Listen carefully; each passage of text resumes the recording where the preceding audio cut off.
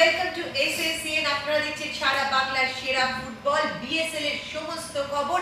আজ কিন্তু একটা ইন্টারেস্টিং এবং এক্সাইটিং ম্যাচ হতে চলেছে। স্টুডিওতে এই মুহূর্তে রয়েছেন ভারতের প্রাক্তন জাতীয় ফুটবলার দুলাল বিশ্বাস এবং আরেকজন ভারতের প্রাক্তন জাতীয় ফুটবলার দীপঙ্কর রায়। এই এক্সাইটিং ম্যাচে কোপা টাইগার্স বীরভূমের মুখোমুখি হবে north Bengal United FC. North Bengal United FC প্রচন্ড ভালো খেলছে এবং ট্রফি লিফট করতে পারে এরকম একটা জায়গার স্বপ্ন দেখাচ্ছে। কারা কারা রয়েছে?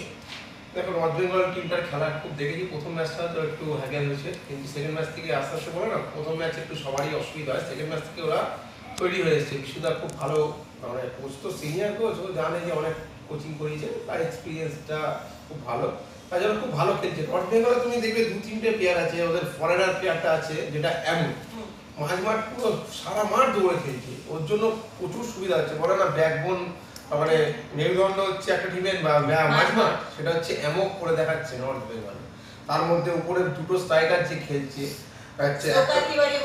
একদম, তিওয়ারি আর ডেভিড মোটা গোলের সামনে পৌঁছচ্ছে, কিন্তু একটা হয়তো গোল করেছে কিন্তু গোলের সামনে পৌঁছচ্ছে, তার মানে কি ও ভালো জায়গায় পৌঁছচ্ছে বলে। এই যে প্রথম খেলতে খেলতে ও দেখবে আরো গোল করবে অনেক, যেরকম শ্লোক তিওয়ারি দুটো গোল করে ফেলেছে একটা ম্যাচে, ভালো জায়গায় যাচ্ছে, গোলের জায়গায় পৌঁছচ্ছে, ওই জন্য সুবিধা। পুরো টিমটা ভালো খেলছে এই জন্য। কোপা টাইগার্স বীরভূম বিদেশি কোচ জর্জি কিন্তু এখনো একটাও খাতা খুলতে পারেনি, এখনো কিন্তু পয়েন্ট টেবিলে জিরো। কি মনে হচ্ছে? দেখো, তিনটে ম্যাচ হয়তো খেলে ফেলেছে, কিন্তু এখনো সেইভাবে তারা সারা জায়গাতে পারেনি। তার মানে এই নয় যে ঘুরে দাঁড়াতে পারবে না, হয়তো দেখা গেল আজকের ম্যাচটা থেকে ওরা আবার নতুনভাবে উদ্বুদ্ধ হচ্ছে এবং নতুনভাবে তাদের পারফরমেন্স করছে। তো আমার মনে হয় এই টিমে এখনো অব্দি আকাশ এবং সনদ, কমরান এরা আছে, এরা ভালো খেলছে। আশা করি কোচও বিদেশি কোচ জর্জি, তারও নিশ্চয়ই কোনো পরিকল্পনা আছে। হয়তো প্রথম দিকে এসে, দেখো কোচও তো প্রথমবার এসছে ইন্ডিয়াতে, কেমন ফুটবল খেলে, কেমন প্লেয়ারদের সিলেকশন, সেটা করতে হয়তো সময় লেগে যাচ্ছে।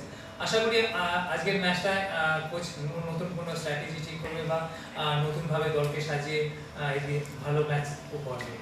বিএসএল এর কিন্তু অলরেডি প্রচুর গোল হচ্ছে, প্রচন্ড ফাস্ট ফুটবল, প্রেসিং ফুটবল হচ্ছে এবং আজকে আবার নর্থ বেঙ্গল ইউনাইটেড এফসি তাদের হোম সাইডেই খেলবে। আমরা দেখব দীপঙ্কর এবং দুলাল কি এক্সপেক্ট করছে ম্যাচে।